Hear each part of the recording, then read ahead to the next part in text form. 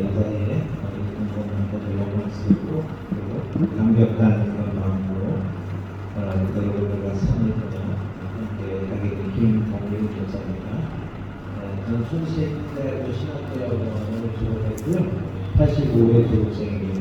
그리고 미국에서 25년 동안 살다가 5년 전에 소유나라에서 끝한 바가 있어서 한국으로 다시 나와서 지금은 한국에서 사역을 하고 있습니다. 제가 하고 싶은 일은 교회 갱신에 관심을 가지고요. 그리고 그 갱신은 하나님의 말씀으로부터 시작되어야 된다고 이렇게 생각을 합니다. 제 책이 2년 전에 제가 책을 하나 썼는데 그 책은 40년 동안 쓴 책이랑 마찬가지입니다. 제가 사학과를 졸업을 했는데 역사학과 대학을 다녔는데 신학을 하기 위해서 역사학과를 다녔어요. 그래서 그때부터 계속해서 역사책을 읽으면서 이 책에 있는 내용들이 우리가 성경을 우리가 해석을 하는데 역사가 빠져있는 그 성경은 역사책은 아니에요. 역사책이 아니라고 하는 것은 역사적 사실을 기록하고서 쓰고 하는 책이 아니라 하나님의 구원의 말씀이거든요. 그 성경은 역사책은 아니지만 역사적 기록이고요. 성경은 과학책이 아니기 때문에 창조과학이냐 아니냐라는 논쟁이 많이 있는데 그런 것을 창세기 특별히 1장과 2장을 가지고 창조과 논쟁을 하는 것은 어리석은 일이라고 생각합니다. 왜냐하면 성경은 과학책이 아니잖아요. 과학적 진리를 밝혀내고자 하는 책이 아니라 구원의 책이거든요. 그렇기 때문에 이 책을 통해서 우리가 그동안 성경을 읽는데 빠져있는 그런 부분들, 역사적인 그 맥락이 성경을 읽을 때 어떻게 구체적으로 도움이 될 수 있는지, 또 그렇지 않으면 얼마나 성경을 오독하고 있는지를 좀 더 쓴 책이다라고 여러분들이 생각을 하시면 되고요. 3일 동안에 이 책을 다 강의하는 것은 절대 불가능하고 그래서 이 책 사용법을 여러분들에게 좀 강의를 한다고 생각을 하시면 되고요. 작년에는 그 인더서브 선교단체 아시죠? 인더서브에서는 이제 인더서브 공부 차원에서 선교사님들에게 제가 이제 이 책의 내용을 가지고 강의를 하고 여러 목사님들이나 교회에서 이 책의 강의를 많이 하고 있습니다. 그래서 특별히 이번에 여러분들과 함께 맛보기지만은 이 책을 함께 나눌 수 있게 돼서 감사하게 생각을 합니다. 우리 마태복음 28장 보시면은 이제 성전의 강령에 대해서 잘 알지 않습니까? 우리 선교사님들이기 때문에 제가 정말 이럴 때는 하나님의 성령께서 인도하시는 대로 제가 책의 내용들을 소개도 하고 말씀도 나눠야겠는데 구약에 그 성교 대강령이 있습니다. 그래서 이사야서 66장이고요. 이사야서 66장 한번 같이 한번 보고서 그 말씀을 계속해서 보도록 할까요? 이사야서 66장에 있는 말씀을 보시면 18절에 보십니다. 내가 그들의 행위와 사상을 아노라. 때가 이르면 문나라와 언어가 다른 민족들을 모으리니 그들이 와서 나의 영광을 볼 것이며 내가 그들 가운데서 징조를 세워서 그들 가운데 도피한 자를 여러 나라고 다시스와 뿔과 칼이 남긴 룻과 두발과 야방과 또 나의 명성을 듣지 못하고 나의 영광을 보지 못하고 먼 성들로 보내리니 그들이 나의 영광을 문나라에 전파하리라. 선교사님들이기 때문에 제가 이 말씀으로 시작을 하는데 구약성경과 신약성경의 차이점은 하나도 없습니다. 예수님이 오시기 이전과 오시기 이후라는 차이를 빼놓고는 하나도 차이점이 없는데 여러분들이 이 성경에 보시면은 그런데 선교라고 하는 차원에서 보면 시간이 없으니까 결론을 말씀드리면 구약성경에는요 왜 요나가 왜 도망가죠? 하나님이 말씀하시는데 민족주의자 여러 가지 여러분 생각하는 거 있죠? 세 글자로 정리해드릴게요. 뻥이요. 그런 얘기하면 안 돼요. 왜냐면 민족주의라는 말은 19세기에 나온 말이에요. 민족주의라는 말이 19세기에 나왔는데 요나를 얘기하면서 민족주의라는 창문을 들이대는 게 잘못된 거예요. 처음부터. 그래서 그게 보면 안 되고 요나가 뺀질거려서 무슨 여러 가지라는데 그게 다 잘못된 거고요. 핵심이 뭐냐면 요나에게 가서 니느웨 가서 보고 전하라라고 했기 때문에 안 간 겁니다. 이게 왜 중요하냐면 구약의 재책인데 나중에 뒷부분에 보면 자세히 나와 있는데 구약에 있어서 이 선교사님들이기 때문에 제가 내일 말씀을 드리는데 구약에 있어서는요 모든 이방인들이 유대인이 될 수가 있어요. 그죠? 최초로 유대인이 된 것이 구원받은 하나님의 백성이 된 것이 언약을 통해 할례를 통해서잖아요. 할례를 받을 때 아브라함을 받았어요. 그 집에서 기르는 모든 이방인들과 모든 사람이 다 받았어요. 최초의 유대인이 형성될 때부터 유대교는 혈통에 의한 민족이 아니라 언약에 의한 민족입니다. 그렇기 때문에 유대인들은요 누구든지 이방인들이 유대인이 되고자 하면 얼마든지 환영합니다. 그래서 여러 절차가 있었지만은 이제 처음에는 이제 할례를 받음으로 유대인이 되는 거고요. 그다음에 율법이 주어지고 난 다음에는 할례를 받고 토라 서약을 해야 돼요. 그럼 유대인이 될 수가 있고요. 예수님 당시쯤 되면요 할례를 받고 토라 서약을 하고 미크바라고 하는 세례를 받아야 돼요. 세례는 세례요한이 만든 것이 아니라 유대인들에게 특별히 미크바라고 하는 그런 형식들이 있었는데 그 세 가지를 하면 언제든지 유대인이 될 수가 있습니다. 그런데 유대인들이 절대로 하지 않는 게 있는데 그게 뭐냐면요 가서 제발 예수 좀 믿어줘라는 말을 안 해요. 하나님을 믿어줘라는 말을 안 해요. 그러니까 핵심이 뭐냐면 요나에게 가서 전하라고 했기 때문에 그런 거예요. 문제는 여러분들이 의심가죠? 잘 한번 생각해 보세요. 고넬료에게 처음으로 이방인에게 소개문이 열렸죠. 고넬료를 통해서요. 베드로에게 하나님께서 어떻게 하셨어요? 하늘에서 세 번이나 환상을 보여줬죠. 그죠? 그냥 왜 그렇게 하셨을까 여러분 한번 생각해 보겠어요. 그리고 하나님께서 또 이제 고넬료에게 요파에 가서 베드로를 불러오라. 하나님 성령께서 역사하시는 그 모든 과정을 잘 알지 않습니까?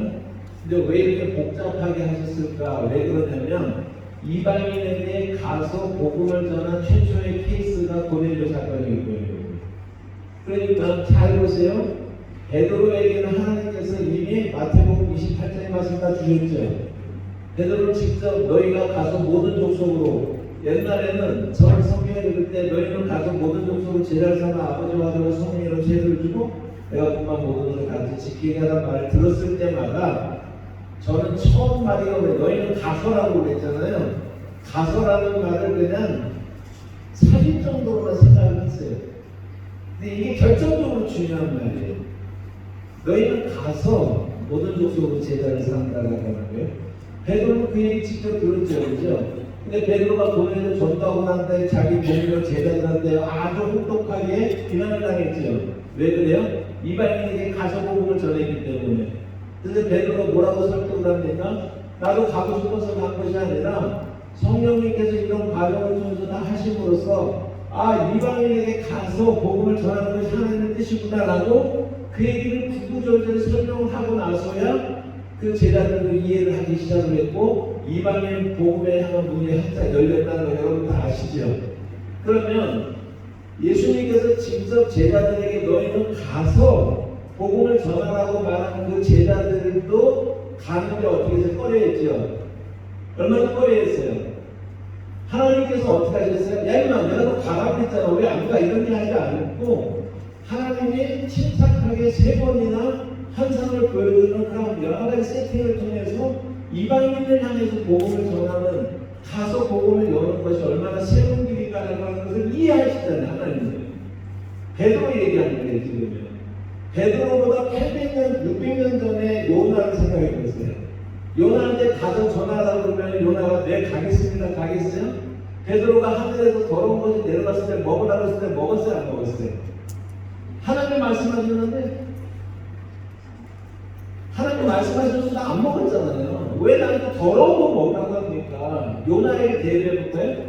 하나님 왜 나한테 가서 저 더러운 이방인들에게 왜 가서 전하라고 합니까? 똑같아요. 똑같아요. 성경은 구약과 신약의 하나님의 계시의 말씀이 얼마나 이제 동일하게 적용되어집니다. 그래서 구약 성경을 보시면 앞으로 특별히 이사야 같은 경우는 제5의 복음서가라고 이렇게 이야기를 하는데 성경 구약 성경을 보시면 보시면은 이방인들이 복음을 듣고 하나님을 믿는 거에 대해서는 다 열려져 있지만은 절대로 가소라는 말이 없어요. 그래서 이사야서도 보면은요, 이사야서 60장부터 62장까지 보면은 그 시온의 영광이 시온의 하나님의 영광이 떠오르게 되면 어두운 가운데 살고 있던 모든 이방인들이 예물을 들고 하나님께 와서 하나님께 경배할 것이요라고 얘기했어요. 계속해서 와서. 그러니까 이방인들도 복음이 전해질 건데 그들이 예수 그리스도로 우리가 이제 나중에는 알지만 이사야서는 아직 예수가라는 걸 아직 몰랐을 때 시온의 영광이 예루살렘에서 떠오르면 모든 이방 사람들이 그 영광이 떠오르는 그 모습을 보고 와서 하나님을 경배하게 될 것이다 라고 얘기를 하거든요. 어떻게 한다고요? 와서. 가을이 아니에요. 그런데 66장에 최초로 놀라운 얘기가 있어요. 성경자들이 꼭 알아셔야 되는 얘기인데 그게 제가 오늘 읽어드리는 거예요. 19절에 보시면은 다시스라고 하는 것이 선족하신 것은 잘 아시죠? 꼴이라고 하는 것은요 이집트하고 이디오피아 금방 이제 그 국경 정도 되거든요. 그러니까 그 당시 세계관으로 남쪽 끝을 말하는 겁니다. 여기 보면 루시라고 있죠. 그것은 소아시아 미디아 지역에서 북서쪽 끝, 그 당시 세계관으로. 그리고 여기 주발이라고 하는 것은 흑해 지역을 말하는 거예요. 그래서 북동쪽 끝을 말하고요. 그리고 야와는 그리스를 말하는 겁니다. 그리고 먼 섬들로 그랬는데 19절 제일 마지막에 보니까 나의 영혼을 보지도 못한 먼 섬들로 뭐라 그랬어요? 보낸다는 얘기가 처음으로 나오는 거예요. 보내는데 어떤 일이 있습니까? 이 시절에 보니까 나 여호와가 말하노라 이스라엘 자손이 예물을 깨끗한 그릇에 담아 여호와의 집에 드린 것 같이 그들이 이방인들이 너희 모든 형제를 문나라에서 나의 성난 예루살렘과 말과 수리와 교자와 모세와 낙타를 태워다가 여호와께 예물로 드릴 것이요. 자 21절이요. 나는 그 가운데서 이방인들 가운데서 택해서 제사장과 레위 사람을 삼으리라 라고 얘기했어요. 누구를 택했어요? 이사야가 이 말하고도 안 죽은 게 다행이에요. 이방인들을 택해서 제사장과 레위 사람을 삼으리라 말씀했죠. 그게 저나 여러분과 같이 하나님의 종들이고 우리가 또 특별히 선교사님입니다. 그래서 이사야서에 유일하게 가서라고 하는 말이 유일하게 나오는 단어입니다. 그래서 이것을 구약의 성도대 강령이라고 해요. 그러니까 구약의 성도대 강령은 신약하고 놀라게 똑같아요. 그래서 성경이라고 하는 것은 우리가 읽을 때 구약을 읽을 때 마음가짐과 신약을 읽을 때 마음가짐이 달라지면 안 된다라고 하는 것을 말씀을 좀 드립니다.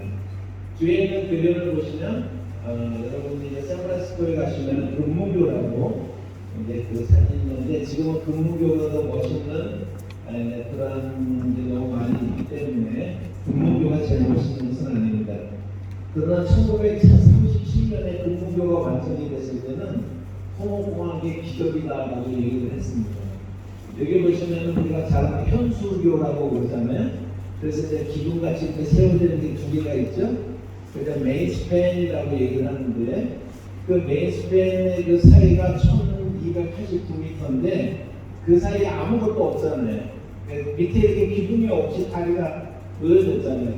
그러니까 1937년으로 돌아가 보면 저는 기적이에요.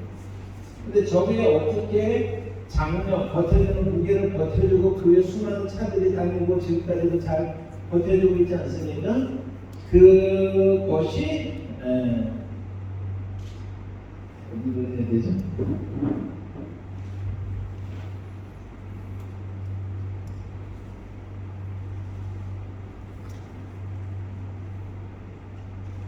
네. 근데 금문교를 여러분들이 가보시면은 샌프란시스코에서 북쪽으로 넘어가기 전에 오른쪽에 보면은 뮤지엄이 하나 있어요. 어떻게 금문교가 만들어졌는지 뮤지엄이 있으면 거기에 보시면은 그 앞에 이렇게 금문교 이렇게 길게 있는 이렇게 줄처럼 걸려 있는 거 있죠? 그게 이제 단면도예요.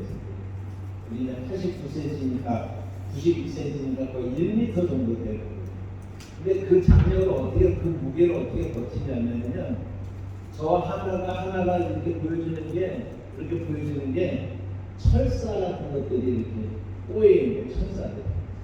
그래서 그 철사들 하나하나 철사로 보면 우리가 흔하게 보는 철사인데, 그게 저게 옆에 보시면 이제 써 있어요. 이거 혹시 포인트가 되나요?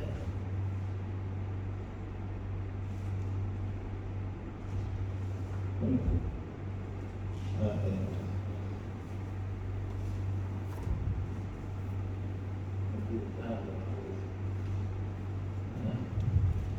여기 보시면은 27,572개의 철사가 꼬여져서 저렇게 이제 92cm짜리 통을 만들고, 철사 덩어리라고 했어요. 철사가 꼬여서 하나하나. 그게 금문교를 지탱하는 힘이거든요. 제가 왜 저 사진을 이 책에 어제 보시면 여러분들 이따 보고 나도 왜 보여주시냐면, 구약과 신약은요 그냥 베들레헴 에브라데니까 자기 고국인데 이렇게 눈에 보이는 이렇게 예언과 성취뿐만 아니라 엄청나게 연결이 돼 있다고요. 한 천사처럼 27,000개가 연결되어 있잖아요. 근데 우리가 이제 그런 부분들을 간과하기가 쉬운데, 그 간과된 부분들을 제가 이 책에서 연결을 시켜주는 게 목적 중에 하나이기 때문에, 제가 근본교회 이야기를 들으면서 단순하게 연결되어 있겠지가 아니라 얼마나 정교하게 연결되어 있었는지, 그것을 여러분들과 함께 이제 기회가 되는 대로 그래서 살펴보도록 하겠습니다. 그러려면 우리가 이제 모든 길은 로마로 가는 건데, 저는 카피라이트를 주장하지 않고 카피레프트입니다. 그러니까 이제 여기에 이제 책에 있는 그 사진들, 그런데 칼라로 다 되어 있고 다른 자료들도 많이 있는데, 원하시면은 여기에 얼마든지 퍼가시면 되고, 선교사님들이 이거 사용하실 때 저한테 전화하실 필요 없어요. 그냥 쓰시면 됩니다. 쓰시면 되고, 여기 좀 칼라로 다 이렇게 들어져 있으니까. 근데 우리가 성경을 이해하려면 우리가 좀 선이담 좀 보세요. 그러니까 내일쯤 아브라함 얘기를 좀 많이 할 텐데, 우리는 너무나 많은 성경 구절을 그냥 너무나 유명해서 그냥 당연히 그렇게 생각하는 구절들이 많아요. 아버지 아브라함이 아들 이삭을 가질 때 얼마나 힘들었을까. 제가 장동동 목사가 아니라서 그렇지, 장동동 목사 같으면 여러분들 눈물포를 다 뻔히 아는 얘기인데도 다 뽑아낼 거예요. 그죠? 그래서 그 아들을 얼마나 가르치는데 힘들었을까. 이런 식으로 읽으면 엉터리라는 거예요, 성경이. 그래서 그냥 이제 왜 그렇게 읽냐면, 저나 여러분들이 어렸을 때 교회 다녔는데 목사님이 이렇게 말했기 때문에. 그 목사님들은 어떻게 알아요, 그거를요? 그 목사님들이 어렸을 때 그 목사님이 이렇게 설교를 했어요. 그래서 그게 한 4대, 5대 설교를 하잖아요. 그럼 여러분들이 창세기 22장을 읽으면서 설교하려고 준비하면서 고민 안 한다니까요. 그게 맞는지 틀린지 계산 안 하고 무장해제를 해버린다니까요. 근데 그런 구절을 다 다시 들여다봐야 돼요. 그래서 그런 이야기를 계속해서 여러분들과 좀 하려고 하는데, 자, 중건동 지역 그러면 이번에 축구 월드컵이 열리는데 너무 더운 지역이기 때문에 겨울에 열리죠. 겨울에 열리는데 저거는 요르단 사진이거든요. 어디요? 요르단에 뭐가 와 있어요? 눈이 와 있네. 눈이잖아요, 여러분. 2020년 사하라 사막에 눈이 와요. 사우디아라비아에 눈이 와가지고, 저렇게 2020년 사진이에요. 겨울에 눈이 와가지고. 자, 우리가 현장을 모른다는 말이에요. 성경을 읽는데. 그래서 우리가 그냥 과감하게 끌어다가 하고 싶은 대로 다 하고 싶은 얘기 합니다. 현장을 알아야 되고 역사를 알아야지만 성경을 이해할 수가 있는데, 사무엘하 11장 1절의 말씀을 보면요, 사무엘하 11장 1절 말씀에 뭐라고 되어 있냐면,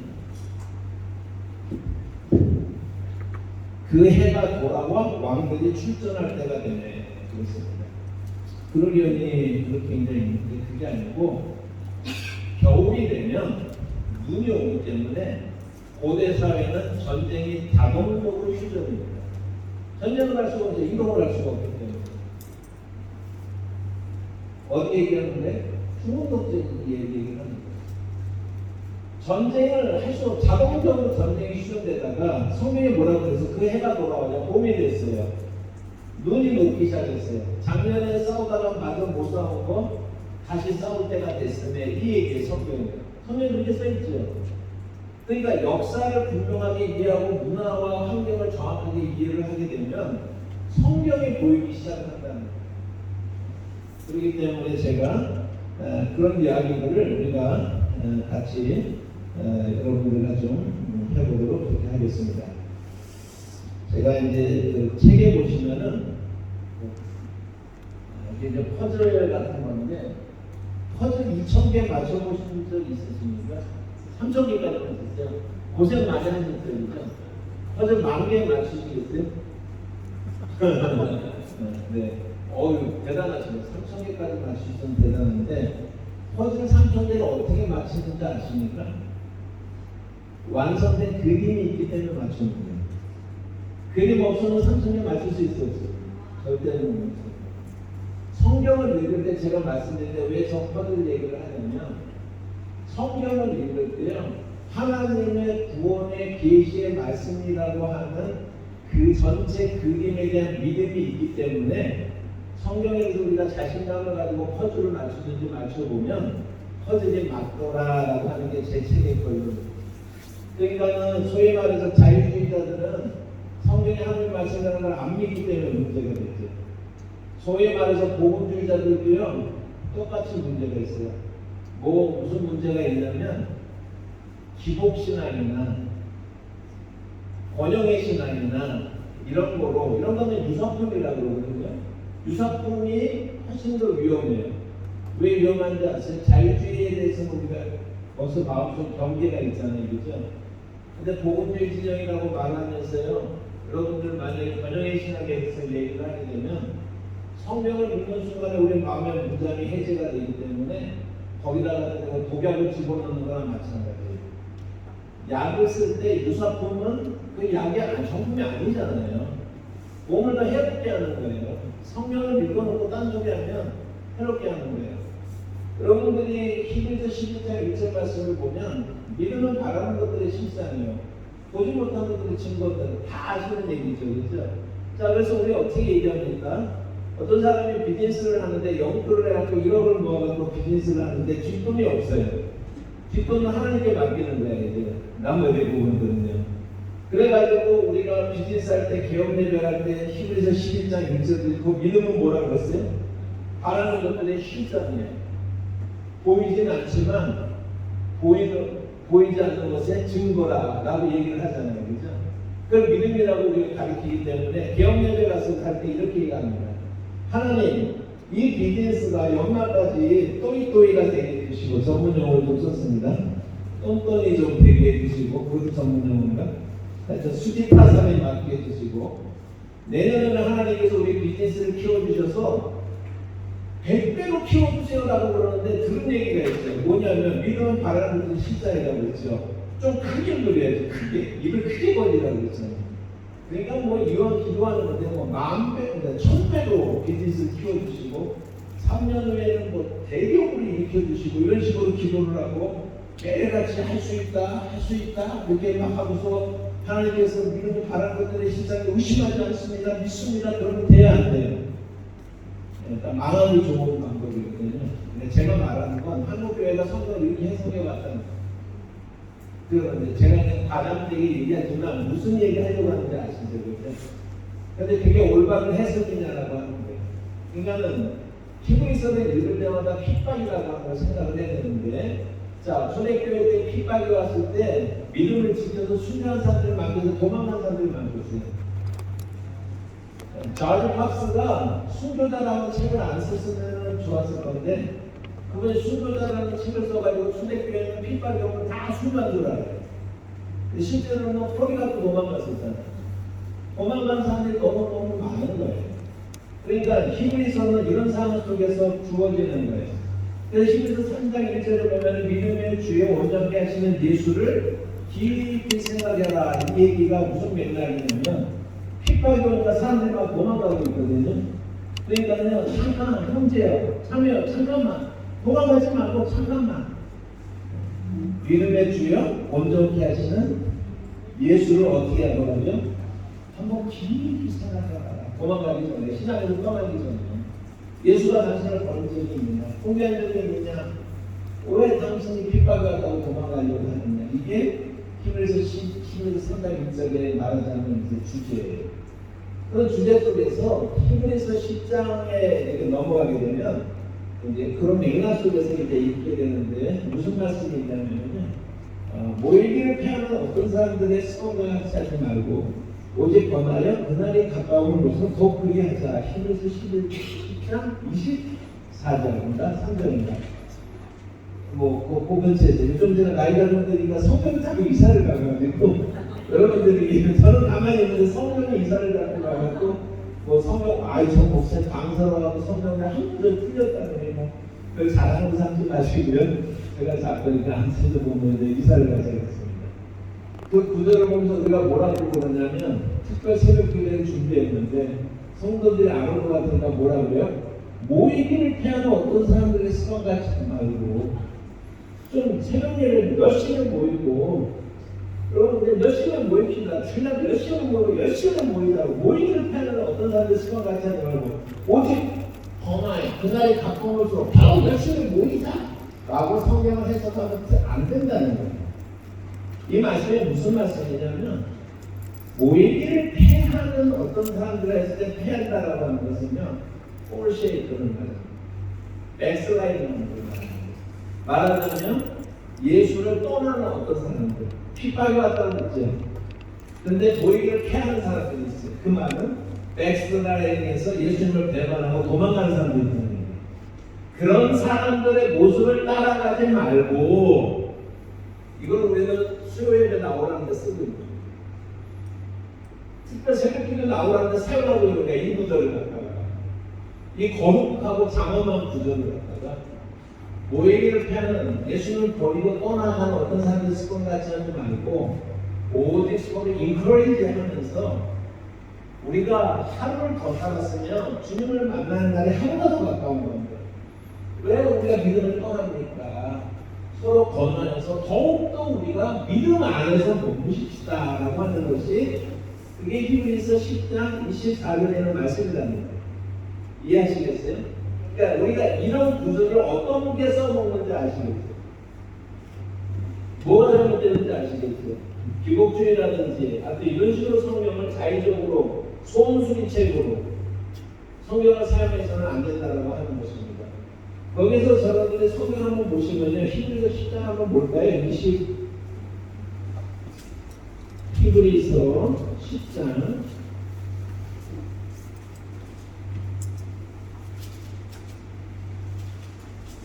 자, 제가 읽어보려는 한번 읽어보시기 바랍니다. 히브리서 10장 말씀을 한번 보시면요. 22절에 우리가 마음의 뿌림을 받아 악한 양심으로부터 벗어나고 몸은 맑은 물로 씻음을 받았으니 참마음과 온전한 믿음으로 하나님께 믿음의 동그라미 한번 해보세요. 성경책이다. 23절에 또 약속하시는 이는 믿으시는 우리가 믿는 도비의 소망을 움직이지 말며 굳게 잡고 소망의 동그라미 해보시고요. 서로 돌아보아 사랑과 선행을 격려하며 사랑이다 동그라미 해보시고요. 25절이군요. 모이기를 피하느니라고 말을 지었죠. 그러니까 핍박 가운데 있을 때 어떻게 신앙을 그런 여러분이 이길 수가 있습니까? 동그라미 친 한번 읽어보실래요? 사랑과 소망과 믿음과 소망과 사랑. 어디서 많이 듣던 얘기네요. 핍박기에는요 살아있는 믿음이 필요해요. 살아서 역사하는 믿음이 필요해요. 근데 그거는요 예수 그리스도 재림에 대한 산 소망이 있는 사람만 가능한 거예요. 그리고 그것은요 그렇지만은 우리가 소위 말해서 그런 뭐라 그러죠? 길드 같은 데서 쫓겨나고 그렇게 이제 쫓겨나서 생활하기가 어려운 그런 초대교회에 핍박을 받고 그렇게 되는 경우가 많잖아요, 그렇죠? 그러니까는 옆에 있는 사람이 굶고 있잖아요. 그러니까 실질적으로 구체적으로 서로 먹을 것도 좀 필요하면 대주고 재산들을 나눠가지고 이렇게 하면서 서로 이렇게 실질적인 사랑을 하면서 그러면서 모임 이렇게 하는 예수님을 떠나버리는 어떤 사람들의 길을 따라가지 말고 믿음과 소망과 사랑 안에서 뭉쳐서 믿음 안에서 서로 격려하면서 이 핍박의 시기를 잘 이겨나갑시다 라고 하는 게 본문의 말씀입니다. 그래서 예를 드는 게 히브리서 11장 1절 말씀이에요. 믿음은 바라는 것들의 실상이라고 하는 것은 그 믿음이라고 하는 것은 부족한 운영자를 말하는 게 아니고 여기서 믿음이라고 하는 것은 예수 그리스도가 오실 것이라는 믿음이에요. 그래서 히브리서 12장 믿음장이라고 그러죠. 12장에 나타나는 사람들은 다 구약에 있는 사람들이에요. 히브리서 11장 6절인가 거기에 말씀해 그런데 표현을 보시면 뭐라고 했냐면요. 그 사람들은요. 예수가 오실 것이라고 하는 것을 믿었어요. 아니 오시지 않았어. 오실 것이라는 것을 믿었는데 너무 믿었어요. 오시지도 않았는데 오실 것처럼 믿었다는 거예요. 그래서 11장 1절이 예수가 오실 걸 바라는 거예요. 그들이요. 바라는데 너무나 바라기 때문에 마치 내가 눈으로 보고서 오신 것처럼 2절이 비즈니스로 해석을 하면 2절의 해석이 안 돼요. 뭐의 2절이요? 이로써 선진들이 무슨 선진들 비즈니스 했어요? 또 사업장은 성공한 적이 있어요. 2절의 해석이 당연 안 되잖아요. 2절이 무슨 얘기예요? 그러니까요. 구약에 있는 예수가 오실 거라고 하는 약속만을 가지고서도 믿음을 떠나지 않고 핍박 가운데서도 죽음 가운데서도 예수를 포기하지 않은 아직 희미한 가운데 약속은 있지만 예수는 아직 안 오셨어요. 그런데도 불구하고 믿음을 지켜낸 사람들의 구약의 이야기를 쭉 하면서 무슨 얘기가 하고 싶은 얘기냐면 이 구약에 있는 성도들은 예수가 오시지도 않았는데도 믿음은 바라는 것들의 실상이요 보지 못하는 것들의 증거라고 하는 예수가 오실 것이라는 믿음을 가지고 신앙을 지켜냈는데 당신들은 예수가 이미 오시지 않았습니까? 이미 예수를 목격한 사람들 아닙니까? 그런데 당신들이 믿음을 떠납니까? 라는 그런 얘기를 하고 싶은 거예요. 그런데 우리가 히브리서 11장, 히브리서 10장 얼마나 죄송한 표현이지만 엉터리를 해석해 오면서 그걸 가지고 성도들을 호도하고 결과적으로 오도하고 잘못된 길로 인도하게 됩니다. 그래서 히브리서 전체는 예수 그리스도의 그 믿음에 관한 그런 이야기를 하는 것이지 이 땅에서 살면서 어떻게 하면 복 받고 아까도 부친 사고 살고 좀 부자로 살고 그런 얘기 하는 게 아니다라는 거예요.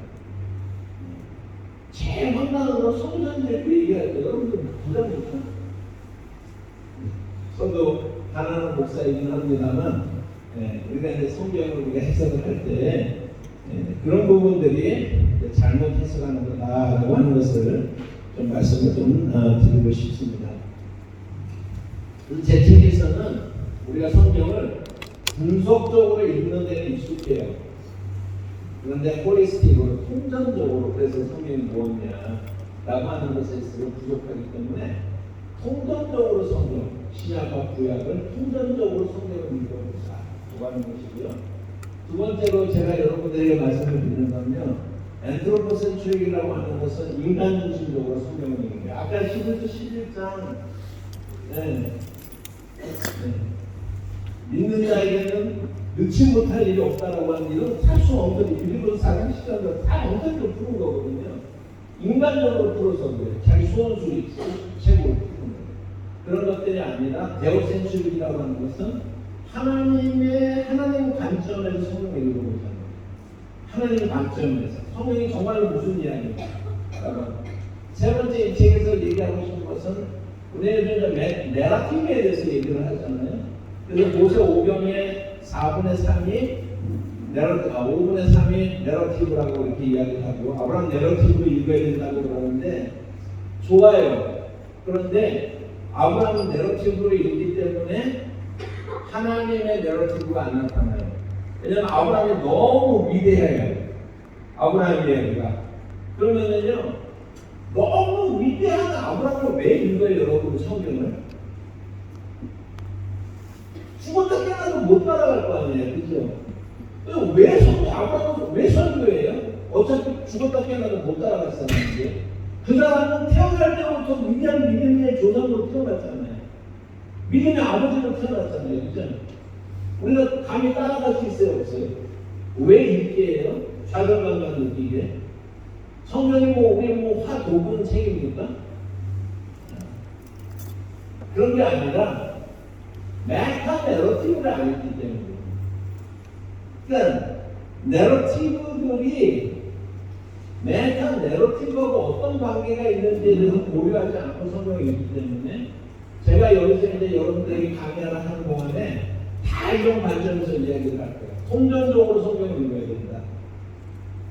두 번째로 보면은 인간 중심이 아니라 하나님의 관점이다. 하나님은 왜 이 성경을 우리에게 주셨는지 하는 관점을 써야 된다. 그거를 해석하려면 역사가 들어가야 된다라는 걸 말씀드리고요.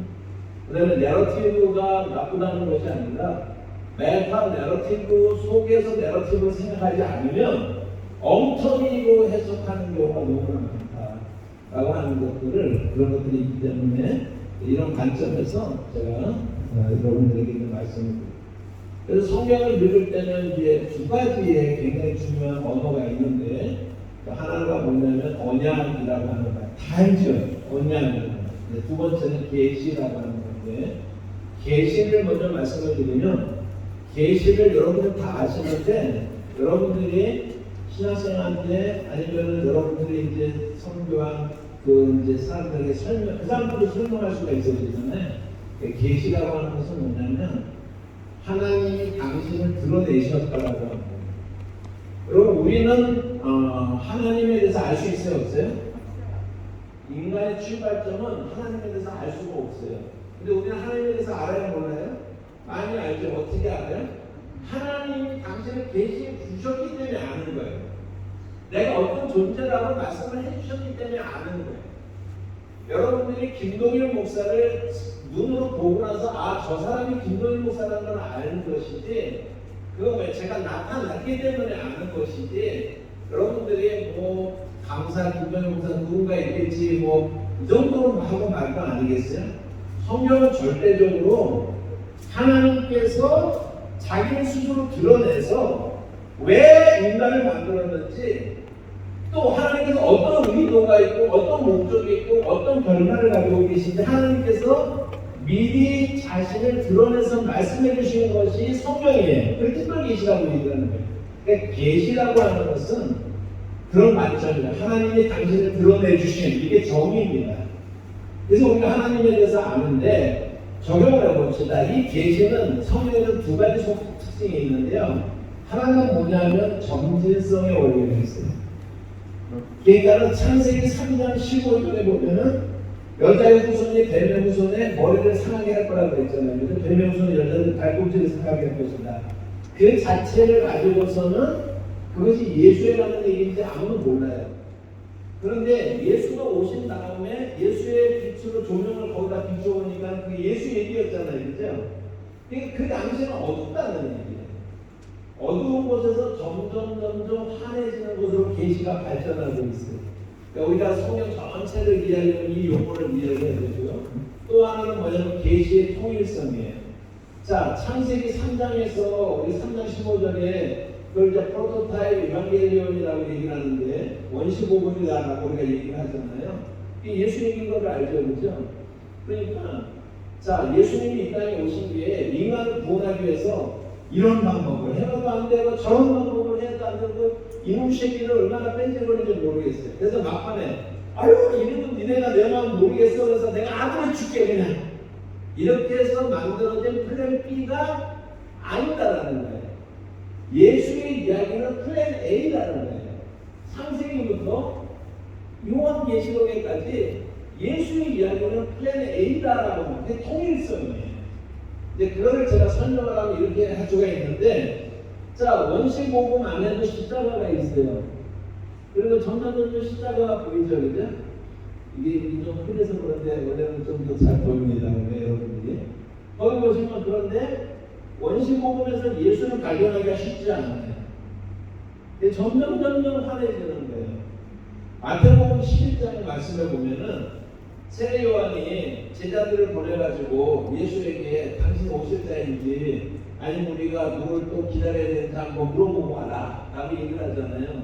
제자들이 와가지고 이제 예수님에게 왔을 때만 물어보는 이야기가 11장 이제 3절 이하에 계속해서 나오게 되는데, 거기에 보시면 뭐라고 그러냐면요, 3절과 4절이 굉장히 중요한데 그 전에 한 가지 거기서 해결해야 될 것이 뭐냐면, 히브리서 11장 성경이 자꾸 이사를 가가지고 11장 한번 같이 보실까요? 히브리서 11장, 마태복음 11장, 히브리서가 아니라 11장의 말씀을 보시면 12절 말씀 볼게요. 12절, 세례 요한의 때부터 지금까지 천국은 뭐 한다고요?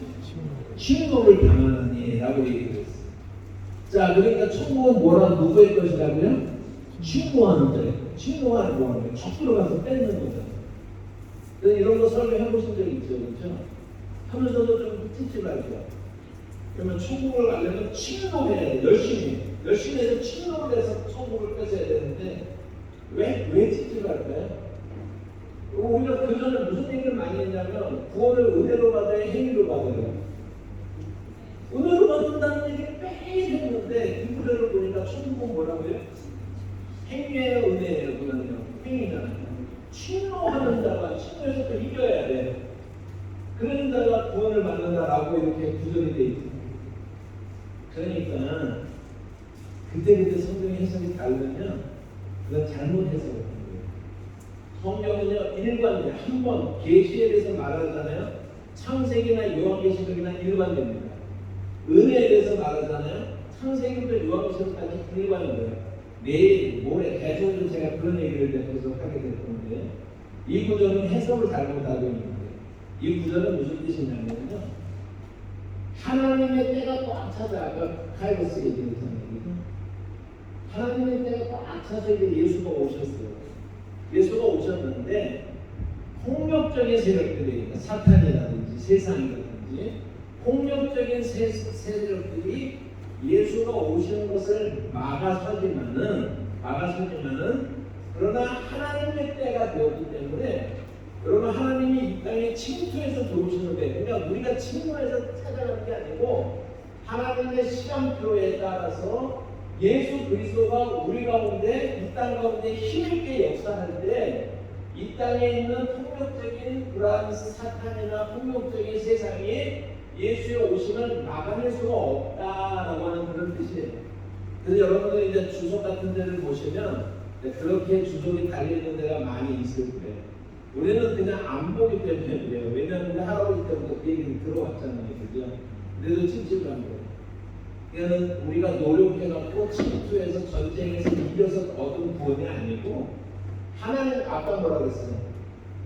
대역생출이라고 했잖아요. 하나님의 때가 차서 예수가 이 땅에 오면, 사탄이 그래서 예수가 왔을 때 어떻게 하려고 했어요? 자기 때가 얼마 남지 않은 것을 알고 오라고 얘기를 하고 있잖아요. 그게 다 연결이 되는 거예요. 그래서 막아 살려고 하지만 막을 수 있다 없다요? 없다라고 하는 거예요. 왜냐하면 하나님의 때가 되었을 때 예수가 오셨기 때문에. 그게 맥락 속에서, 성경은 절대적으로 맥락으로 읽어야 되거든요. 맥락으로 읽어야 되는데 그 맥락 속에서 그게 무슨 뜻이냐라는 걸 우리가 이해할 필요가 있죠. 거기 보면 11절에 보니까 뭐라고 돼 있어요? 마태복음 11장 11절에 여자가 낳은 자 중에서 세례 요한이 크다 그랬죠. 그런데 천국에서는 제일 작은 자도 세례 요한보다 크다, 이런 구절이 있죠. 자, 세례 요한이 위대하다 동의하십니까? 저는 동의해요. 세례 요한이 참 위대한 사람이에요. 그죠? 저는 동의해요. 질문을 바꿔볼게요. 세례 요한이 아브라함보다 위대합니까? 세례 요한이 모세보다 위대합니까? 좀 그런 게는 너무 짧게 살았죠. 그죠? 세례 요한이 다윗보다 더 위대합니까? 근데 예수님이 뭐라고 그랬어요? 예수님이 뭐라고 그랬어요? 여자가 낳은 자 중에 제일 크다고 예수님이 딱 말씀하셨잖아요. 그 말이 무슨 뜻이냐라고 하는 것이 계시의 점진성으로 하면은요, 너무 간단하게 읽혀지는 거예요. 그래서 이런 것들을 이렇게 우리가 설명을 할 수가 있는데요. 자, 계시가 점점 환해집니다. 그렇게 했는데 마태복음 11장이 세례 요한이에요. 그러니까는 이 말은 무슨 뜻이냐면요. 세례 요한은 구약의 어떤 사람보다도 계시가 가장 환한 시대에 살았던 사람이에요. 아브라함이나 모세보다도 계시가 더 환했어요. 그런데 우리는 예수님 오신 이후잖아요. 우리는 여기 사는 사람들이잖아요. 그죠? 우리가 세례 요한이나 이사야나 다윗이나 아브라함이나 이런 사람들보다 위대해요? 우리가 위대한 게 아니라 우리는 이 시대에 살기 때문에 예수의 계시에 빛이 더 이상 환해질 게 있어요? 없어요? 없어요. 완전히 환해진 상태에 살기 때문에 우리가 세례 요한보다도 더 계시가 환한 시대에 산다니까요. 세례 요한도 주목이 있었잖아요. 지금요. 모르는 게 있었잖아요. 우리는 예수에 대해서 궁금한 게 없어요. 성경이 다 써있어요. 이제 우리가 그 사실을 믿는 사람들이에요. 그러니까 하나님의 구원의 메타 내러티브 속에서 읽으면 간단하게 해석되는 문제인데 그 생각을 안 하고 그 본문 한 구절, 그 구절만 가지고서 고민을 하니까 해답이 없는 거예요. 무슨 말인지 알겠어요? 그리고 나서 보면은요, 제자들이 왔을 때 예수님께서요, 그 세례요한의 제자들이 와가지고 예수님, 우리 선생님이 물어보는데 당신이 옷을 그분 맞아요? 그러면 예수님은 뭐라고 하면 가장 간단한 줄 아세요? 예수님이 맞아. 그런 뜻이에요, 그냥. 그죠? 근데 맞아 하고 그러지 않았어요. 뭐라고 얘기를 했어요? 뭐라고 얘기했죠? 목사님이 책까지 왔다고 그러니 책을 어디 하나? 제가 지금 얘기하고 있는 게 40페이지입니다. 40페이지 말씀. 41페이지 제 책에 여러분들이 이제 보시면 됩니다. 41페이지에 마태복음 11장 4절 5절 말씀을 보시면요. 예수께서 대답하여 이르시되 너희가 가서 듣고 보는 것을 요한에게 알리되, 그러니까 예수님이 가서 세례요한이라는 말에 내가 그야, 내가 메시아야라고 말해라고 말하지 않고요. 네가 보는 것을, 내가 지금 말하는 걸 전해라고 얘기를 하면서 4절에 뭐라고 그랬어요? 5절에 뭐라고 그랬어요? 맹인이 보며 못 보는 사람이 걸으며, 뭐 이렇게 이제 쭉 맹인이 보며가 중요한 건데, 누가복음 7장 22절에 보니까는요, 세례 요한이 예수님께 나왔을 때요, 세례 요한의 제자들이 예수님께 왔을 때 예수님이요, 맹인들을 눈을 뜨게 해주는 거예요. 그 사건을. 이게 누가복음 병행구절의 7장 21절에 써있는. 그리고 나서 맹인들이 보며 전자들이 걸으며 이렇게 얘기를 하고 있거든요. 그러니까 자, 예수가 오신 그분이십니까? 라고 물었는데 예수의 대답은 뭐라고 그래요? 맹인들이 눈을 뜬다라고 가서 전해라고 얘기하니까 세례요한이 알아들었죠. 왜냐면 그 다음 질문이 없잖아요. 그 얘기가 무슨 얘기냐라고 하는 거예요. 그러니까 계시의 점진성의 차원에서 우리가 성경을 전체 통전적 개념에서 우리가 읽으면 이 구절이 어떤 중요한 의미를 가지게 되는데, 그거는 뭐냐면 그 다음 페이지 보면 이사야서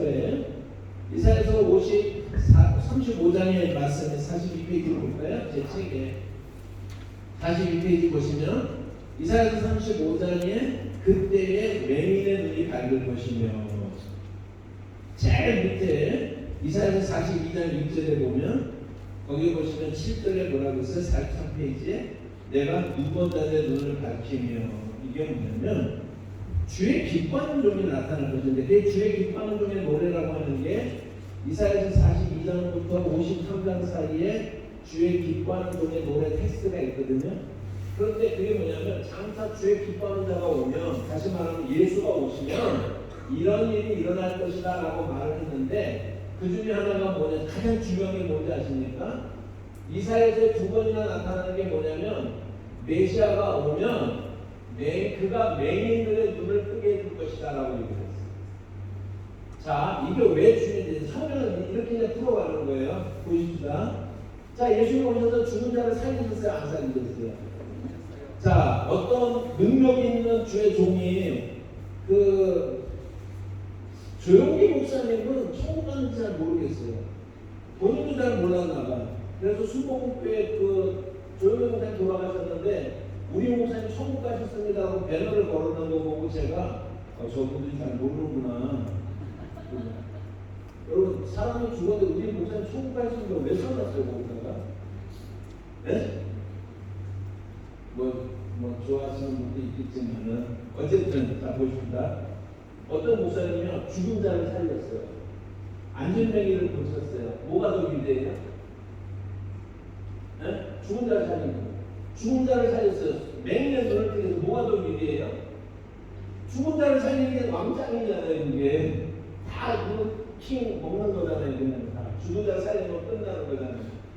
저도요 목사 되기 너무 결심을 하고 나서 산길로 가는데 소나무 뿌리 붙잡고서 기도할 때 신용은사 죽은 자 한 명만 살리면 끝나겠더라고요. 얼마나 제가 배고파지고 이렇게 이제 기도하면서 저도 다 그런 과정을 거친 거예요.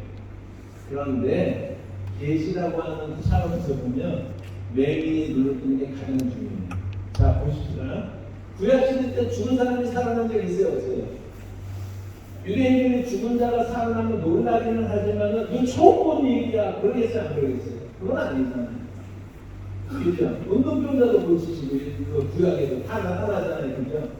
그런데 구약 성경에요 맹인이 눈을 뜨는 건 한 번도 안 나타나요. 왜 그런지 아세요? 하나님이 뭐라고 말씀하셨냐면 메시아가 오면 그분이 메시아인 걸 어떻게 알아요? 어떤 존재가 어떤 사람이 왔는데 그 사람이 소경의 눈을 뜨게 하고도 그 사람이 메시아야라고 구약에 말씀하셨기 때문에 구약 시대는 당연히 안 나타나고 왜 예수님은 맹인 고치는 게 많지요, 그죠? 그러니까는 소경의 눈을 뜨게 할 때마다 내가 메시아라고 하는 것을 데몬스트레이션 한다고 그래요. 메시아라는 말은 한 번도 안 하지만은 그러나 내가 메시아라고 하는 것을 가장 강력하게 데몬스트레이션 하는 게 뭐냐면 소경의 눈을 뜨게 해주는 거예요. 그러니까 세례 요한 제자들이 왔을 때 가서 너 전해라. 맹인의 눈을 뜨더라라고 전해라. 그 얘기는 뭐예요? 내가 곧 오기로 한 그야. 내가 곧 메시아라라고 하는 것을 계시적 언어로 강력하게 분명하게 증거하고 있는 거예요. 근데 우리는 이거를 모르기 때문에 그냥 쓱 읽고 말아요. 요한복음 9장에 보면 날 때부터 맹인 된 자를 고치는데 안식일날 고치잖아요. 그래가지고 어떻게 했어요? 예수님이 기도하러 갔더니 진흙을 이게 꼭 침을 뱉어야 된다고 하면 안 돼요. 침을 다 뱉어가지고 꼭 뭐를 쓰라고요? 꼭 침을 쓰셔야 돼요. 뱉어가지고 눈에다가 바른 다음에 그걸 실로와 가서 씻으라고 하는 거예요. 근데 눈을 떴네. 바리새인들과 이런 사람들이 어떻게 했어요? 그 아버지를 불러다 족치잖아요. 네 아들이 어떻게 된 거야? 그러니까 이 아버지가 진퇴양난에 대답 잘못하면 죽을 수도 있잖아요. 그러니까 아버지가 뭐라고 했어요? 내 아들도 성인인데 내 아들도 20살 넘었는데 내 아들한테 물어보라고 빠져나가잖아요. 소경을 불러왔잖아요. 그죠? 소경이었던 자들. 그래갖고 고쳤냐? 이제 그러니까 뭐는 얘기냐면 네? 계속 들어가고 있어요. 네. 제가 이거 내려놓고 하겠습니다. 그랬더니 그 사람이 뭐라고 그랬어요? 나는 그 사람이 메시아인지는 모르겠는데 내가 말할 수 있는 거 있다. 내가 태어나서 어제까지는 내가 못 보는 사람이었는데 내가 지금은 본다. 그거는 말할 수 있다라고 얘기했죠. 그죠? 거기서 끝나지 않습니다. 1절의 얘기예요. 2절을 보시면 요한복음 9장 한번 보세요. 성경을요. 성경이 얼마나 생생하게 이 구절들을 담고 있는지.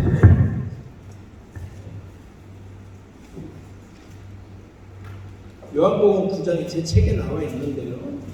요한복음 9장의 말씀을 보시면 이렇게 되어 있습니다. 25절에요. 그가 죄인인지 내가 알지 못하는 한 가지 아는 것은 내가 맹인으로 있다 지금 보는 것이다. 이게 1절 조금 아까 설명한 거고요. 30절에 그 사람이 대답하여 이르되 그 맹인이었다 눈 뜬 사람이 뭐라 그러냐면요. 이상하다. 이 사람이 내 눈을 뜨게 했는데 당신들은 서기관들이고 바리새인들인데 성경을 그렇게 많이 안다고 하면서 그 내 눈을 뜨게 해준 분이 어디서 왔는지 당신들 몰라요? 진짜 이상하네. 이 얘기야. 그쵸? 그랬더니 어떻게 했어요? 32절에 뭐라고 그랬어요? 이 소경이 뭐라고 그랬어요? 창세 이후로 맹인으로 난 자의 눈을 뜨겠다 하음을 내가 듣지 못했다. 이 사람이 하나님으로부터 오지 않았어요. 다시 말하면 예수가 아니면 메시아가 아니면 누구냐 도대체. 당신들이 모른다는 게 말이 됩니까? 라고 얘기를 하니까 이 이야기의 마지막에 어떻게 마무리가 되냐면 34절에 그들이 대답하여 이르되 네가 온전히 죄 가운데 나서 우리를 가르치느냐고 이에 쫓아내요. 이게 쫓아내버리는 게 목적이 아니었죠. 안식일가 고쳤기 때문에 뽐때를 보여주려고 그랬는데 말이 막혔죠. 그죠? 그 어떻게 했어요? 에이 제주 좋은 줄 알고 빨리 가 이렇게 하고 흐지부지 끝나는 거예요. 그러니까 이 얘기가 여기서도 분명하게 얘기하고 있는 게 뭐냐면 맹인이 눈을 뜨는 사건은 메시아가 당신이 메시아라는 것을 스스로 증거하는 강력한 데몬스트레이션하는 표현의 방법이다라고 하는 거예요.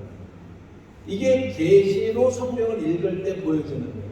근데 우리는 디귿자 건 뭐라고 하냐면요 순서를 정해요. 죽은 자가 살아나는 거 최고 이렇게 순서를 정해가지고 이렇게 한다. 여러분 예수님이 이 땅에 병자 고쳐주러 오셨어요? 예수님이 병자를 고칠 수 있어요? 없어요? 있어요. 저도 믿어요. 근데 예수님이 이 땅에 오신 목적이 병자 고쳐주러 온 거예요. 자, 병자를 고쳐서 병자가 나으면 그 병자는 안 죽어요? 결국은 죽잖아요. 예수님은 병자를 고치시기도 하시지만 병자를 고쳐주러 오신 것은 아니에요. 근데 한국교회, 그 다음에 순복음적인, 오순절적인 그런 모든 제3세계 교회들 보면은요, 예수 믿는 목적이 예수 믿고 병 고치고 예수 믿고 부자 되고 예수 믿고 이거를 위해서 예수를 믿는다라고 잘못 오해하고 있다라고 하는 게 성경을 착각하고 있다라고 하는 거예요. 마태복음에 보면 병자들을 많이 고쳐주는 장면이 어디에 나오냐면 여러분들이 마태복음에 우리가 소위 말해서 Five Discourses라고 하는 5개로 이제 예수님이 5번의 가르침이 있거든요. 예수님의 가르침이 빨간 글씨로 된 거 보면 5개예요. 5군데 몰아서 가르치는 거예요. 그리고 가르침과 가르침 사이에 거기에 보면은 마태복음 5장부터 7장과 그 다음에 10장 사이에 10가지 고치는 거를 거기다 집중적으로 넣어요. 그 다음에 또 가르치세요. 또 병자를 고치시고 기적을 행하세요. 또 가르치세요. 또 기적을 행하세요. 이렇게 돼 있어요. 순서가. 자, 그러면 이게 자유주의자들이 뭐 편집 이런 걸 얘기하는 게 아니라 마태는 예수를 증거하는 마태 논리가 있었을 거 아니에요. 그죠? 그게 뭐를 보여주는 거냐면요. 예수님의 5번의 가르침에는 다 어떤 반응을 보이냐면요. 예수님이 가르치시기를 그치심에 사람들이 논란이다 라고 얘기했어요. 그 권위가 다른 사람들하고 달라. 일반 서기관들이나 레위사람들하고 다르게 서기관들하고 다르게 랍비들하고 다르게 권위가 있어요. 근데 보세요. 이 사람이 맹인의 눈도 뜨게 해주고 죽은 자도 살리고 기적도 일으켜요. 그것은 뭐냐면 그런 기적들의 의도가 뭐냐면 예수의 메시아 되심을 더 강력하게 보여주는 방법이에요. 확증시키는 방법. 그러니까 그 사람을 고치는 게 목적이 아니라 그 사건들을 통해서 예수가 메시아라는 걸 더 강력하게 그분의 가르침만 들어도 흥분이 되고 믿어지는데 그분이요 병자도 고치고 기적도 일으키셔요. 그러니까는 그분의 그 기적을 보니까 이 가르침이 너무 믿어지는 거예요. 아시겠어요? 강조연법입니다. 이게 병고침의 의도라고 하는 거예요. 병고침의 의도라고 하는 거예요. 근데 병고치기 위해서 오신 예수처럼 우리가 대하면 안 된다라고 하는 거예요. 누가복음으로 보면은요 달라집니다. 요한복음으로 보면 달라집니다. 요한복음은 요한이 전하고 싶은 예수가 있는 거예요.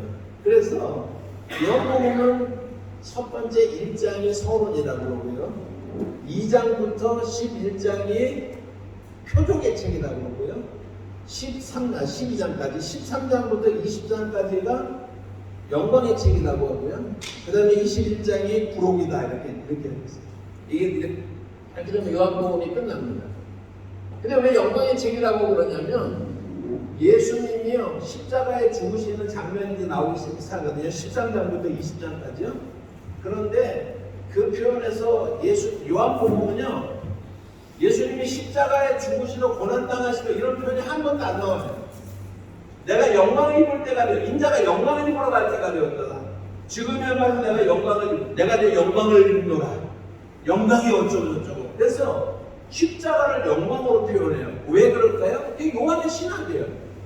여러분 마태, 마가, 누가복음은 공간복음이라고 하고 요한복음은 따로 제4복음이라고 얘기하잖아요.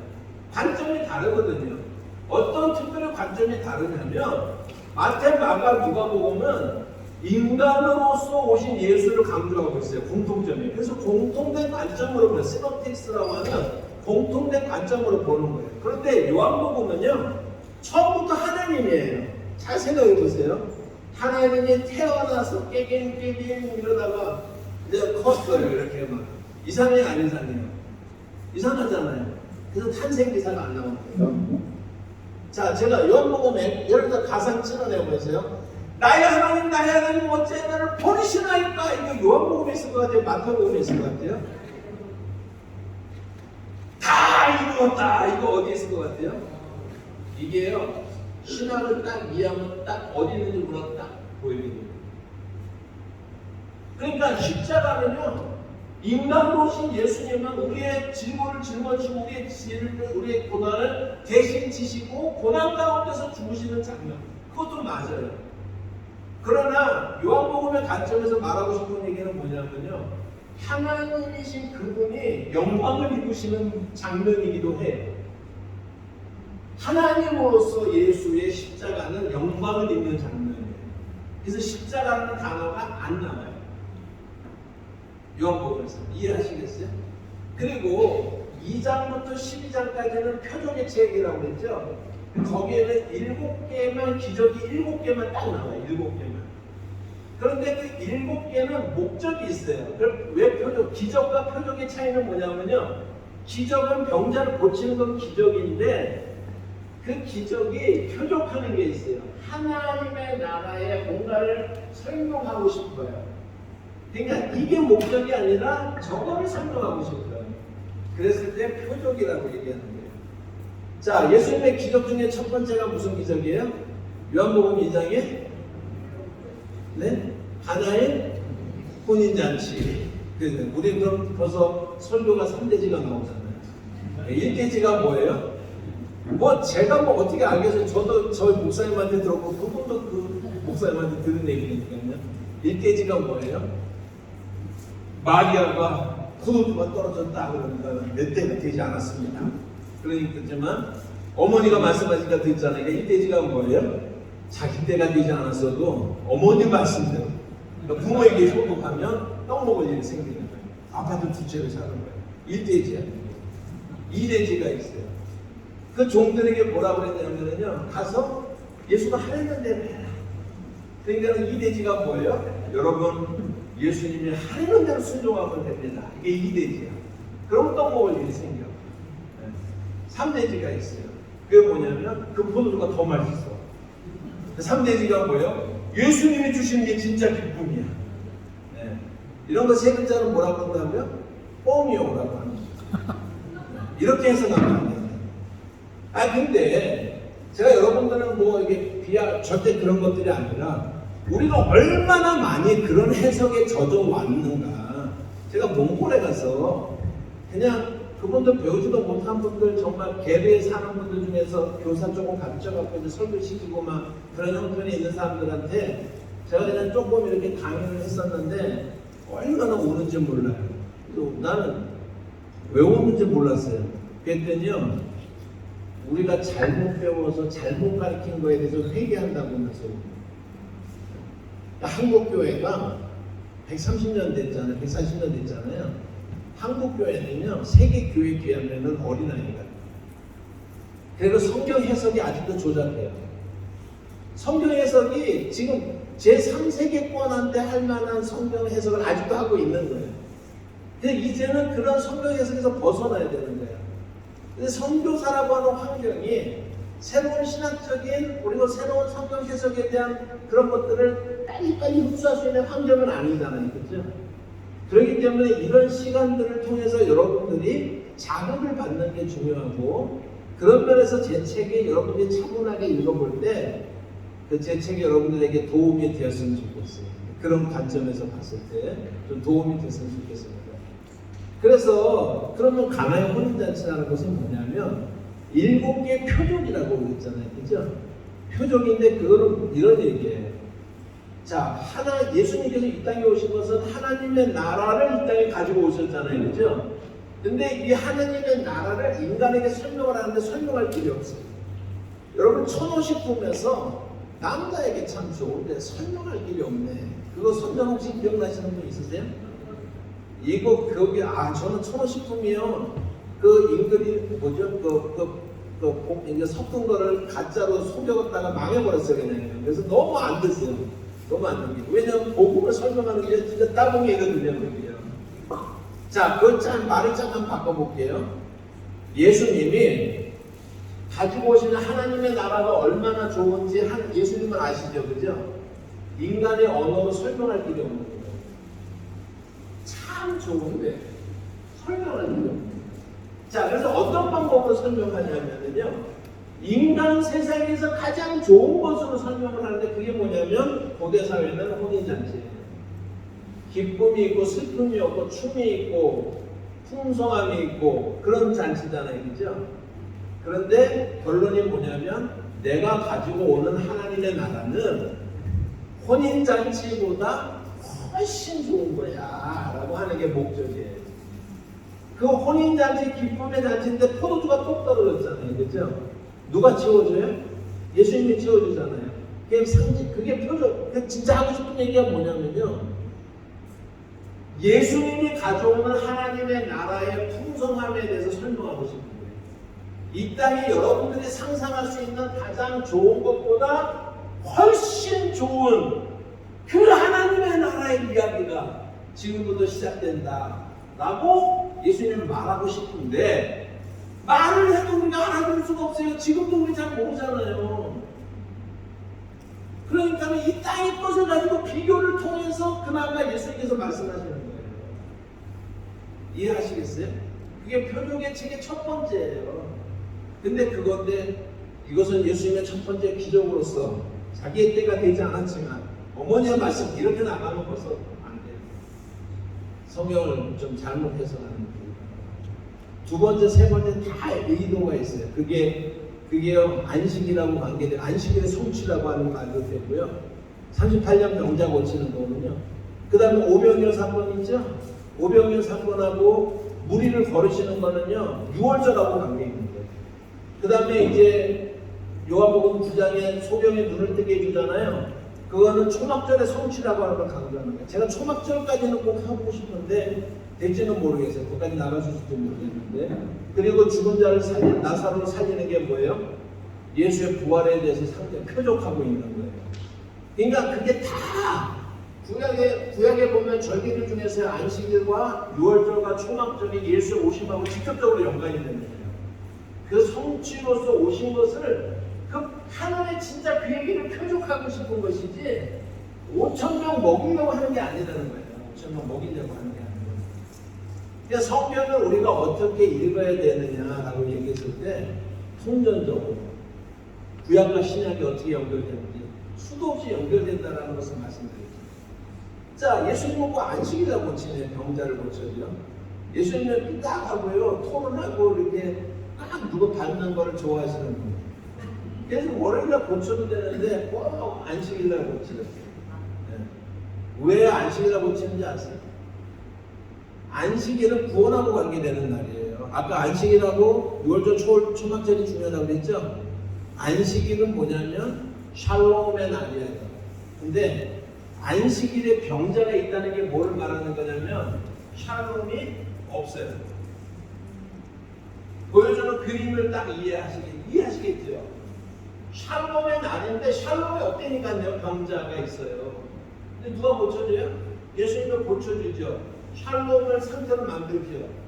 그러니까 참 안식의 샬롬이라고 하는 것은 안식일이라는 날로부터 나오는 게 아니라 내 안에 내게로부터 예수에게로부터 안식이 나온다라고 하는 거예요. 그래서 예수님은 뭐라 했어요? 인자가 안식일의 주인이에요. 그래서 안식일의 참 안식은 예수를 통해서 나오는 것이지 그 날 속에서 나오는 게 아니에요. 그 날의 환자가 그대로 있잖아요. 병자가 안식 없음을 보여주고 있는 거예요.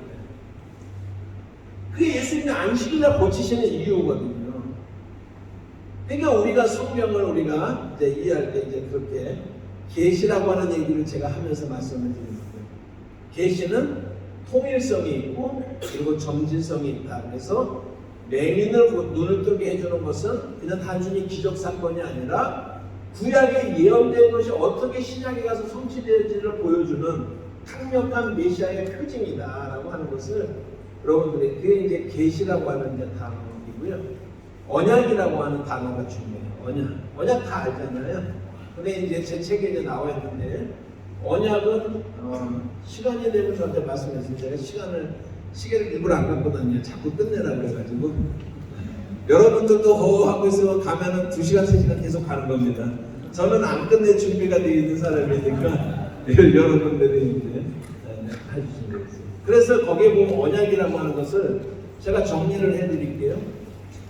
언약이 뭐냐면 내가 너희 하나님이 되고 너희는 내 백성이 될 거야. 이게 언약입니다.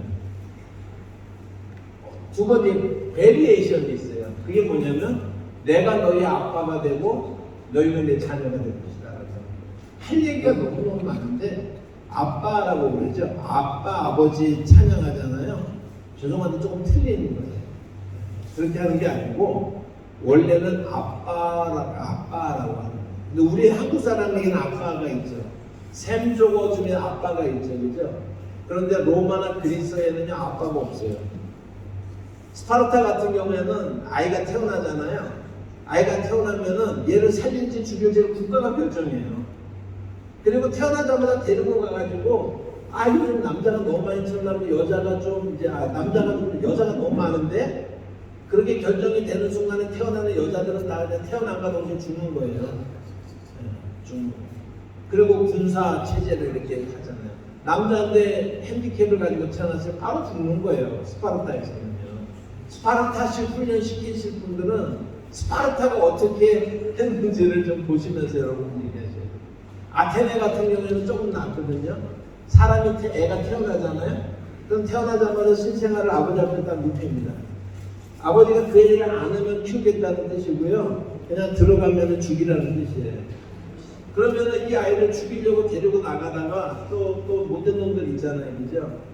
평생 가서 여자애들 같은 경우에는 창녀로 이렇게 좀 키워갖고 써먹고 아니면은 이제 남자애들 같은 경우에는 상처를 내거나 이렇게 해가지고요. 불구를 만든 다음에 빌어 이제 이렇게 뭐라고 구걸하게끔 이렇게 시키고 그런 일들이 그래서 아빠가 결정해요. 그 결정을. 자, 유모가 애들을 키우죠. 그죠? 근데 그런 개념 속에서 하나님은요 놀라운 얘기를 하는데 우리 아빠가 되어주겠다고 말씀하시는 거예요. 그래서 마가복음에 겟세마네 동산의 마가복음 기도를 보잖아요. 여러분 성경 펴서 보시면요 아빠라고 기도해요. 그걸 요아킴 예레미야서 이후에 많은 신학자들이 다 연구해본 결과 아빠라는 말이 그 당시에 통용된 거예요. 예수님의 하나님 호칭은 아빠였어요. 이게 왜 놀랍냐면요 유대인들이 남자 같은 경우는 13살에 여자는 12살에 성인식을 하거든요. 아까 미크바와 이렇게 성인식 자기 입으로 이제 하나님을 믿기로 이제 하잖아요. 그게요. 성인식을 한 남자 여자는 자기 아버지를 아빠라고 부를 수가 없어요. 그렇지만 보니까 어린아이들 우리하고 똑같아요. 어린아이들 요즘은 60 넘은 자기도 손주가 있는 할머니가 80 넘은 자기 엄마한테 엄마 요즘은 그러지만 옛날에 어린 반푼어치도 없는 얘기잖아요. 일단 결혼하고 나면은 뭐라고 그래야 돼요? 아버지, 어머니 딱 이렇게 하게끔 가르쳐줬잖아요. 그죠? 그러니까는 그 개념이 뭐냐면요 예수님께서 우리에게 하나님을 심어줄 때요, 하나님을 향해서 아빠라고 아빠야. 아버지는 잘못하면 혼나잖아요. 아빠는 어때요? 아빠! 그러면 용서가 되잖아요. 그죠? 그 아빠니까요, 하나님이 우리예요. 그 얘기를 하고 싶은 하나님도 아빠라고 기도를 했는데, 그런데 헬라 사람이나 그릭 사람이나 로마 사람들이 아빠가 무슨 말인지를 몰라요. 단어가 없어요. 그런 단어가. 그러니까는 성경을, 영어 성경 잘 보시면 아빠 쓰고요, 아빠더리라고 딱 되어 있어요. 근데 한글 성경에는 아버지 그래서 무슨 아버지 이름이 아빠인 줄 알아. 그게 잘못된 거고, 아빠 말하자면 너네들이 아빠가 뭔지 모르지, 아버지라는 뜻이야, 이런 뜻이에요. 그게 그 당시에 복음을 전해야 될 헬라 세계 사람들에게 아빠라고 하는 개념이 없기 때문에 쓰는 게 용어라고 하는 거예요. 그렇게 이제 그래서 하나님이 너희의 아빠가 되어주고 내가 너희 아빠가 되고 너희는 내 자녀가 될 것이다 라고 하는 게 이게 언약의 두 가지 내용이에요. 그래서 여러분들이 우리가 구원을 받기 위해서 우리가 예수를 믿는데, 여러분들이 선교사님이고 30년 40년 하신 분들도 계시잖아요. 네, 5분 전이라고. 내일은 10분 정도 하나 쓰시죠? 너무 급하게 끝내야 되는 서글픔을. 네. 근데 보세요. 구원이 뭐죠? 이게 생각보다 그림이 잘 안 그려지는 말이에요. 이게 좋은 걸 봐야 되죠. 근데 구원이 뭐죠? 생각이죠. 그러니까 구원이라는 말은 근데요, 신약에서부터 나오는 말이에요. 그러니까 구약에는 구원이 없었냐? 있었어요. 근데요, 언약이라는 말 속에 충분히 구원이 담겨져 있었어요. 그러니까 이렇게 말하는 거예요. 어른 보세요. 구원받는다 그러면 그림이 잘 안 그려지는데요. 내가 너에게 이제 구원받는 게, 우리가 예수님의 재림일 때는 사탄이 불못에 던져져서 없잖아요. 그죠? 없잖아요. 그죠? 그러니까는 그때는 뭐냐면, 내가 너에게 완전히 사탄의 겐세이 없이, 겐세이를 아시나요? 네. 사탄의 겐세이가 없이 내가 너에게 완전하게 아빠 노릇해주고, 내가 너에게 완전하게 하나님 노릇해주는 상태. 그러니까 그게 어느 상태였냐면 에덴적 삶이 그랬단 말이에요. 근데 사탄이 겐세이를 하는 바람에 이제 쫓겨났었잖아요. 그죠? 그래서 우리가 영생의 상태를 제2의 에덴적 삶의 회복이라고 얘기를 하잖아요. 그게 뭐냐면 사탄의 간섭이나 방해 없이 하나님께서 우리를 향해서 완전하게 아빠 노릇 해줄 수 있는 상태. 하나님이 이제는 완전히 우리 아버지로서의 역할을 해줄 수 있는 상태. 그러면 구원이라는 개념이 조금 더 어떻게 돼요? 들어오죠. 그래서 언약이라는 게 구원의 개념인데, 제가 얘기하는 게 아니라 계시록 21장 한번 보십니다. 그거만 하고 오늘 마칠게요. 계시록 21장. 오늘 이럴 줄 알았으면 다 적었을 텐데, 그러실 필요 없어요. 한 70%는 책에 있는 거니까. 계시록 21장의 말씀을 보시면 잘 한번 보세요. 자, 21장 1절. 또 내가 새 하늘과 새 땅을 보니 처음 하늘과 처음 땅이 없어졌고 바다도 다시 있지 않더라고. 새 하늘과 새 땅인데 새 바다는 없네요. 이게 왜 중요하냐면요, 바다는, 요한계시록에서 바다는 구약의 신상을 그대로 따와가지고, 제가 요한계시록 강의도 좀 하긴 하는데, 이건 뭐냐면요, 악이 나오는 곳이에요. 악이. 그러니까는요, 새 하늘과 새 땅이 새 하늘이 되고, 하늘이 새 하늘이 되고 땅이 새 땅이 되는데 새 바다가 없다는 얘기는 뭐냐면 더 이상 악이 존재하지 않아요. 아까 비슷한 얘기죠, 그죠? 그래서 새 하늘과 새 땅.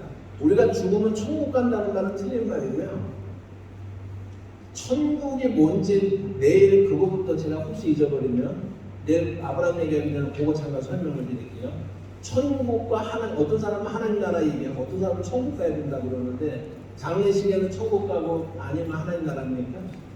그 차이점에 대해서 제가 내일 그것 좀 저한테 누가 리마인드를 해주세요. 근데 여기 성경에 보니까 뭐냐면 그래서 새하늘과 새 땅적 삶, 새 에덴적 삶이라고 하는 것은 뭐를 얘기를 하냐면요.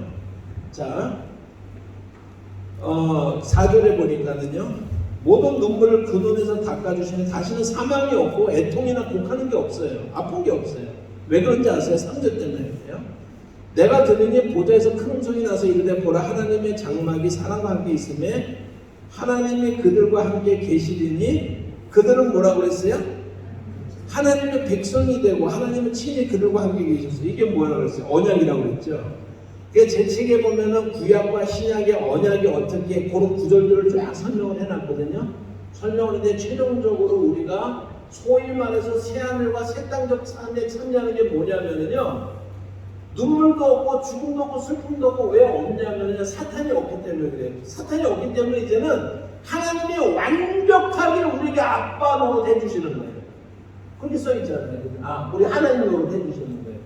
7절인가요? 한번 보실래요? 마지막으로 7절에 이기는 자는 이것을 상속으로 받으리라. 나는 그의 하나님이 되고 그는 내 아들이 되리라.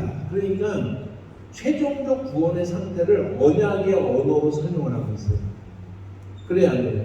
자, 이게 출애굽기에 처음 나타나는 언어거든요. 언약이라는 단어가 출애굽기 해가지고요. 여러분 거기에요. 에스겔, 예레미야, 이사야서, 신약의 고린도후서 쭉 나가다가 사도행전에도 나오지만 요한계시록에도 나옵니다. 아까 말씀드렸잖아요. 어떤 개념이 나오면 성경은요 요한계시록까지 쭉 가는 거예요. 개념이 흔들리지 않고 똑같은 관점으로 또 갑니다. 그래서 이 언약이라고 하는 것을 이해하는 게 그러고 보면 성경은 언약이에요. 아브라함 언약 얘기하죠. 다윗 언약이라고 얘기하죠. 그래서 제가 그러면 언약이 뭔지 거기에 대해서 우리가 내일 아브라함 얘기를 제가 좀 해드리려고 그래요. 우리가 아브라함에 대해서 모르는 게 없는 것 같지만 어쩌면 아는 게 없을 수도 있어요. 아는 게 없을 수도 있어요. 어쩌면. 성경을 어떤 관점에서 하나님의 관점에서 본다는 게 뭔지라고 하는 것을 우리가 내일 한번 다시 생각해 보도록 하겠습니다. 기도하고 마치겠습니다. 하나님 고맙습니다. 오늘 우리에게 주시는 이 시간 우리가 다시 한번 리프레시가 되고 우리가 또 리오리엔티드 되는 그런 시간이 될 수 있도록 인도하여 주시옵소서. 하나님 그 말씀 우리에게 깨달아지는 기쁨을 주시고 우리가 선교지에서 수고하고 애씀으로 하나님의 백성들이 세워져 갈 때 올바르게 저희들이 전하고 올바른 믿음을 가르쳐야겠습니다. 먼저 저희가 올바르게 깨닫게 하옵소서. 예수님 이름으로 기도합니다. 아멘.